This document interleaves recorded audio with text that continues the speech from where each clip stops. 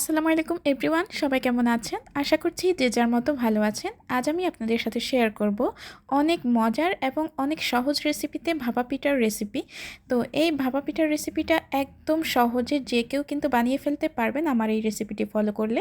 তো চলুন দেখে নিন কীভাবে আমি ভাপা পিঠাগুলো তৈরি করি। প্রথমে দেখতেই পাচ্ছেন একটি প্লেটের মধ্যে আমি 2 কাপ পরিমাণ চাউলের গুঁড়া নিয়ে নিচ্ছি। তো দেখুন চাউলের গুঁড়াগুলি নিয়ে এখন আমি এখানে হাফ চা চামচ পরিমাণ দিয়ে নিচ্ছি লবণ। তো স্বাদ মতো লবণটা দিয়ে নেবেন। এখন আমি একটু একটু করে পানি দিয়ে এই যে চাউলের গুঁড়াগুলো এগুলো মেখে নিচ্ছি।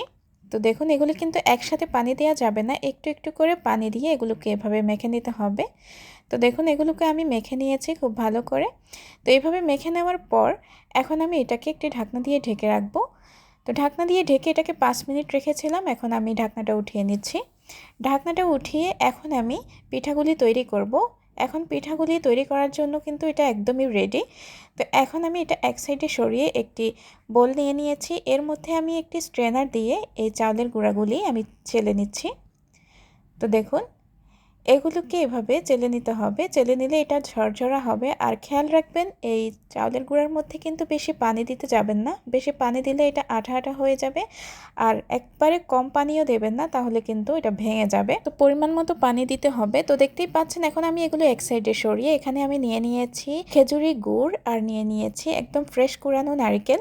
তো এখন আমি পিঠাগুলি বানিয়ে নিব। তো দেখুন ছোট সাইজের একটি বাটি নিয়ে এর মধ্যে আমি প্রথমে নারকেল কুড়ানোগুলো দিয়ে নিচ্ছি। তো দেখুন এইভাবে নারকেল কুড়ানোগুলো দিয়ে এরপর আমি চাউলের গুঁড়গুলো দিয়ে নিচ্ছি। আর চাউলের গুঁড়া দিয়ে একটু আঙ্গুল দিয়ে চেপে চেপে একটু জায়গা করে নিতে হবে। এরপর আমি এখানে দিয়ে নিচ্ছি গুড়। তো খেজুর গুড়টা দিয়ে এখন আমি উপরে আবারও চাউলের গুঁড়া দিয়ে নিচ্ছি। তো দেখুন এইভাবে করে কাবার করে দিচ্ছি। দিয়ে এভাবে প্রেস করে করে আমি এটাকে হালকা করে এরকম করে দিচ্ছি। দেখুন একটু হালকা হাতে চেপে চেপে দিতে হবে। আর কাজটি আমি কিভাবে করছি একটু খেয়াল করলেই বুঝতে পারবেন। তো আমার এটা বানানো হয়ে গেছে। এখন আমি একটি নেট নিয়ে নিচ্ছি। তো নেটটা নিয়ে উপরে এই নেটটা দিয়ে এভাবে ধরে তারপর আমি এটা চুলোতে দিয়ে নিব।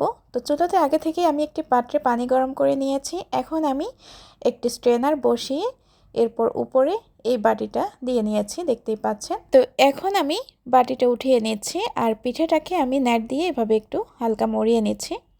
তো এইভাবে করে এখন একটি ঢাকনা দিয়ে ঢেকে দিচ্ছি। 5 থেকে 6-7 মিনিটের মধ্যেই কিন্তু এটা হয়ে যাবে। তো একটি টিস্যু দিয়ে যেই ঢাকনা এটার ছিদ্রটা বন্ধ করে দিয়েছি। 5 মিনিট পর আমি এই ঢাকনাটা উঠিয়ে নিয়েছি আর দেখুন এখন কিন্তু পিঠাটা হয়ে গেছে।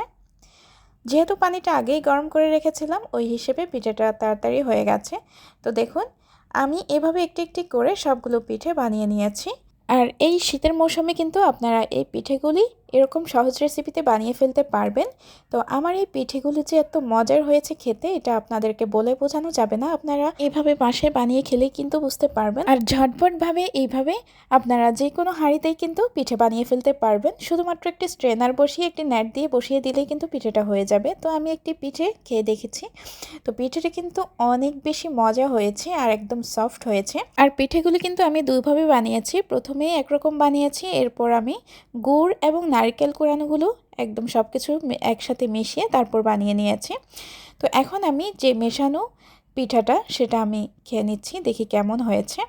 তো এই পিঠাগুলোও কিন্তু মজার হবে, এই পিঠাগুলি কিন্তু সফট হয়েছে।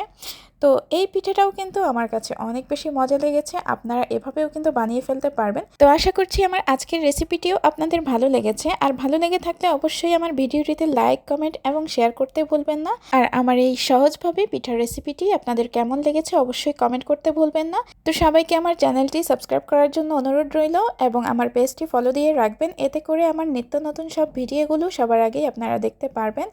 আর যারা আগে থেকে সাবস্ক্রাইব করেছেন তাদেরকে অনেক বেশি ধন্যবাদ জানাচ্ছি। তো আজকের মতো আমি এখানেই বিদায় নিচ্ছি। সবাই অনেক বেশি ভালো থাকবেন, সুস্থ থাকবেন এবং আমার জন্য দোয়া করবেন। আল্লাহ হাফেজ।